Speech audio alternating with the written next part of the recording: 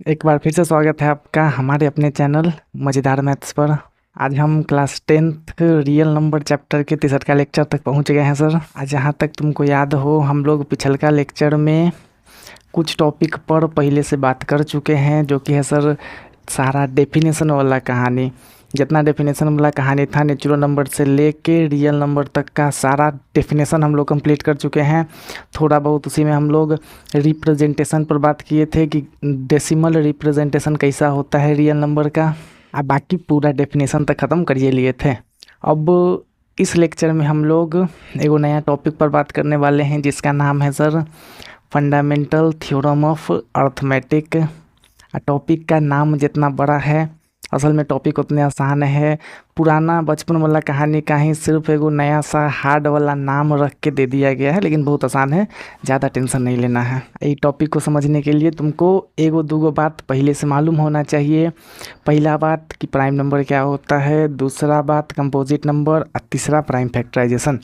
तो sir prime number और composite number पर हम लोग पहले से बात कर चुके हैं। प्राइम नंबर क्या होता था, ऐसा नंबर जो सिर्फ दो गो नंबर से कटता था, एगो 1 और एगो खुद से। ये वाला बात हम लोग पहले कर चुके हैं।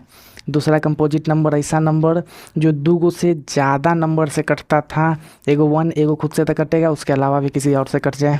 इतना सारा बात हम लोग प्राइम और कंपोजिट के बारे में कर चुके हैं। अब प्राइम फैक्टराइजेशन क्या होता है, बचपन में तुम प्राइम फैक्टराइजेशन भी कोनो न कोनो क्लास में ज़रूर सीखा होगा। किस तरीके से होता था सर, तो वो जो नंबर को आधा डब्बा में डाल के इसी से करके कुछ करते थे, उसी को बोलते हैं। एक बार हम लोग प्राइम फैक्टराइजेशन से ही कहानी को आगे बढ़ाते हैं। देखो यहाँ, जैसे मान लो सर हमको 120 का प्राइम फैक्टराइजेशन करना है, तो तुम बचपन में सीखा होगा कि सर इसको आधा डब्बा में डालते हैं।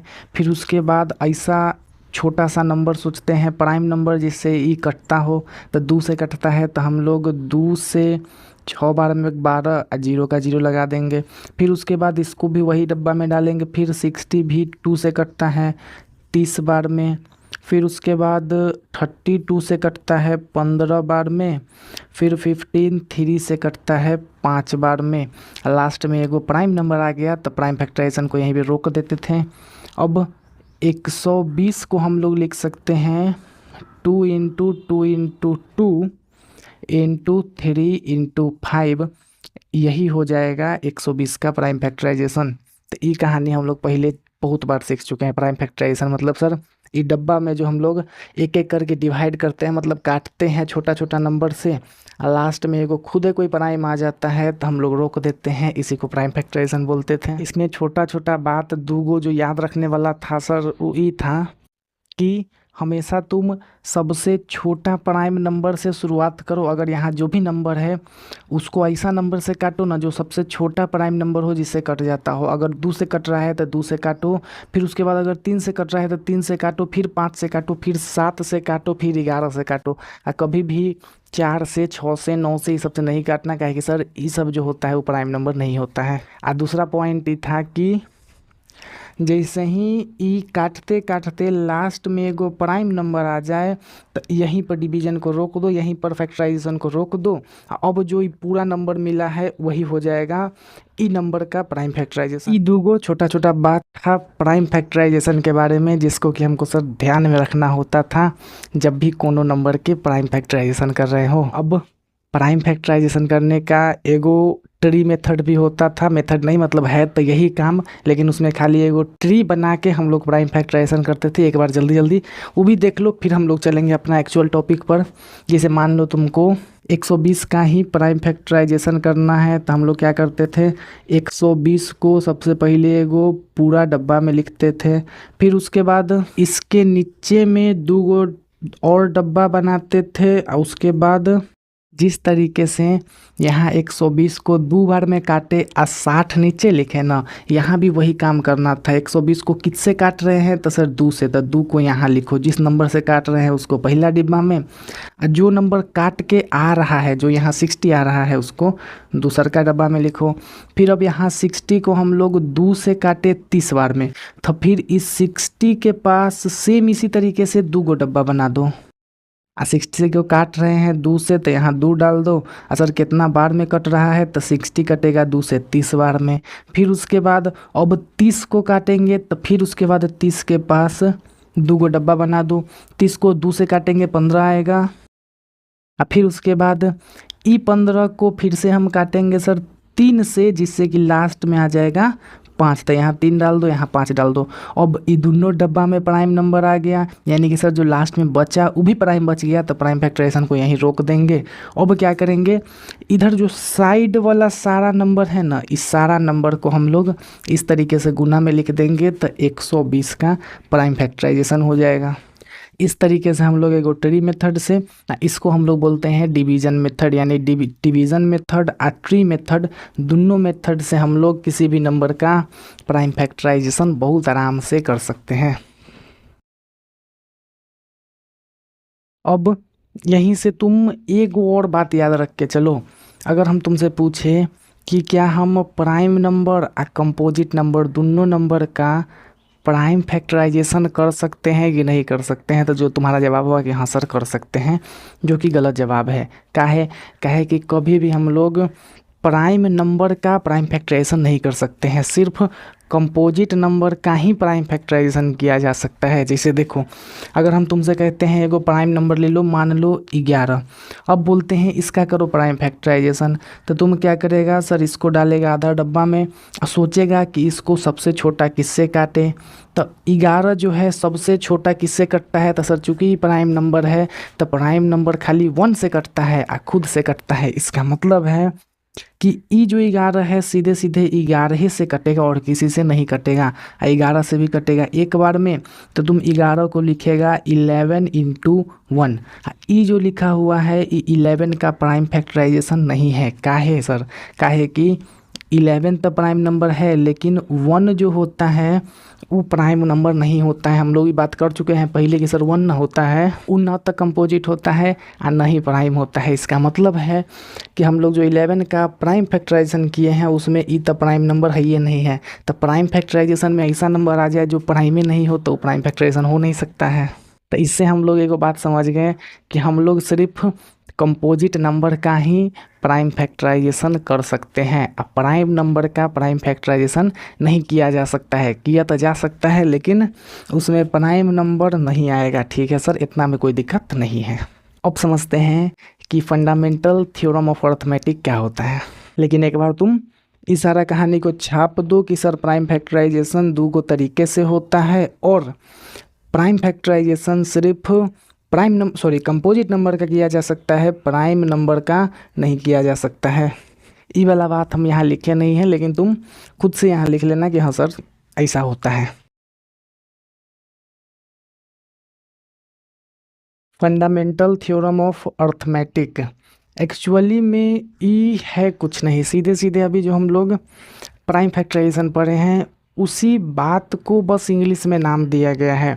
सुनो क्या कहता है फंडामेंटल थ्योरम ऑफ अर्थमेटिक।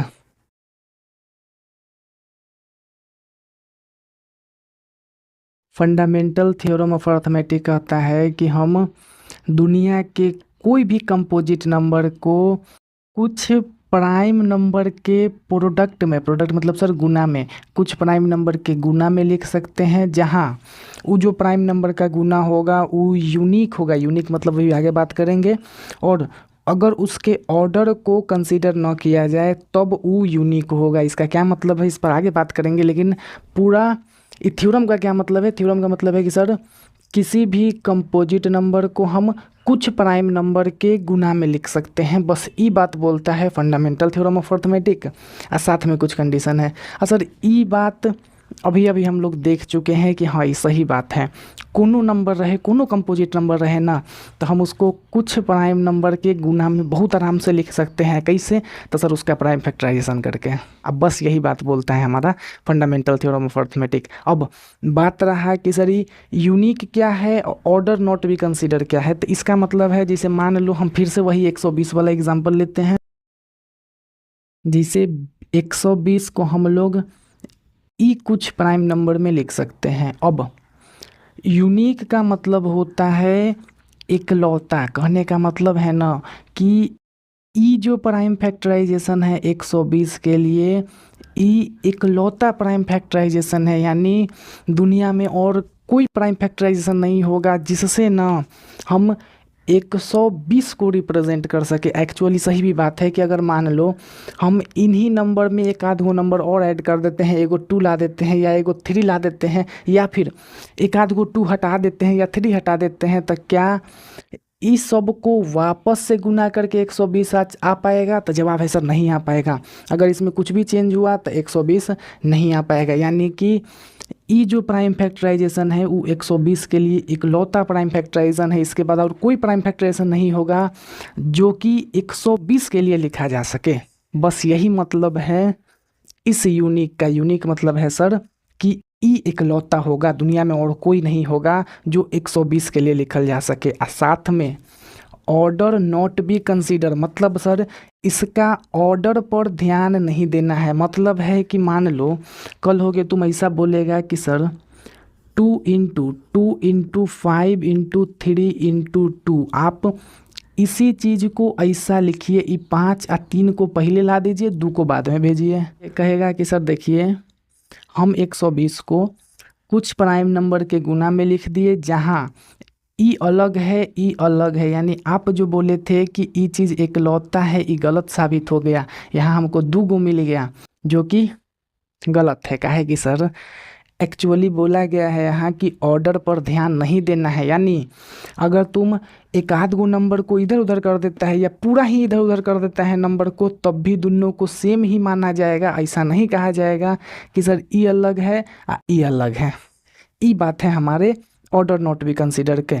अब इसी में कोई बच्चा थोड़ा सा नहीं और अपना दिमाग लगा सकता है, वो कह सकता है ना कि सर ठीक है आप ई लिखे हैं 120 के लिए, हम 120 के लिए एगो नया चीज़ लिखते हैं 2 2 2 3 5, 2 2 2 3 5 और साथ में हम एगो 1 का गुना कर देते हैं। अब फिर से इसका वापस से गुना करेंगे तो 120 ही आएगा। कहे कि सर इतना का गुना 120 आ रहा था, 120 में 1 का गुना करेंगे तो 120 ही आएगा। इस बार देखिए कि ई एगो अलग प्राइम फैक्टराइजेशन है, ई एगो अलग प्राइम फैक्टराइजेशन है। हम यहाँ ऑर्डर भी चेंज नहीं किए, बिल्कुल नंबरे चेंज कर दिए। और तब कहे कि सर देखिए फिर से यूनिकनेस वाला बात गलत हो गया कि आप बोले एक ही को होगा लेकिन यहाँ 2 को आ गया, जो कि बच्चा जो बोल रहा है वो फिर से गलत बोल रहा है। कैसे सर? काहे कि ना ई प्राइम फैक्टराइजेशन में जो नंबर तुम 1 को ऐड किया है ना, असल में ई प्राइम नंबर तो होता ही नहीं है। मतलब प्राइम फैक्टराइजेशन में तुम एगो ऐसा नंबर जोड़ दिया जो प्राइम नंबर होता नहीं है, तो ई जो प्राइम फैक्टराइजेशन है तुम गलत लिखे हुए हैं। यानी इसका असल प्राइम फैक्टराइजेशन सिर्फ यही है, ई वाला नहीं होगा। अगर हम इसमें से 1 मिटा दे तब जाके तो इसके लिए ये प्राइम फैक्टराइजेशन होगा। यानी कि कोई बच्चा अगर ऑर्डर इधर उधर कर देता है, मतलब नंबर को अगर इधर उधर कर दे, तो उसके लिए ई बात लिखा हुआ है। और कोई बच्चा अगर एक्स्ट्रा 1 जोड़ दे तो उसके लिए यहाँ प्राइम नंबर वाला बात लिखा हुआ है कि सर अगर 1 ऐड करते हैं ना तो 1 तो प्राइम नंबर होता ही नहीं है, इसलिए हम उसको ऐड भी नहीं कर सकते हैं। अब हमको फंडामेंटल थ्योरम ऑफ अर्थमेटिक समझ में आ गया सर। सीधे सीधे कहने का मतलब है कि कोनो कंपोजिट को प्राइम के गुना में लिख सकते हैं, वो भी कैसे? तब प्राइम फैक्टराइजेशन करके। अब इसी बात को थोड़ा सा नहीं बढ़िया अंग्रेजी में लिख देते हैं ताकि तुम उतार सको। ये बात सारा को हम यहाँ से हटा देते हैं।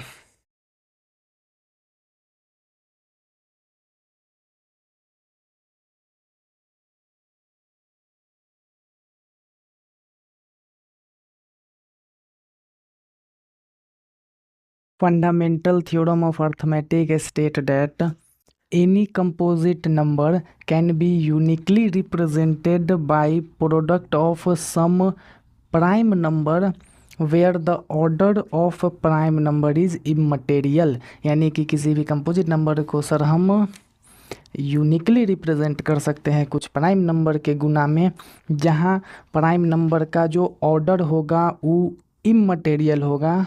ये हो जाएगा मेरा फंडामेंटल थ्योरम ऑफ अर्थमेटिक का डिटेल बात। यानी यूनिकली रिप्रेजेंट करेंगे जब ऑर्डर को इमटेरियल रखा जाए। इमटेरियल का भी सेम मतलब होता है कि ऑर्डर को ध्यान में नहीं रखा जाए। इसी का एग्जाम्पल हो जाएगा कि एगो नंबर 240 के लिए हम 240 का प्राइम फैक्टराइजेशन करके उसको इस तरीके से कुछ प्राइम नंबर के गुना में लिख सकते हैं।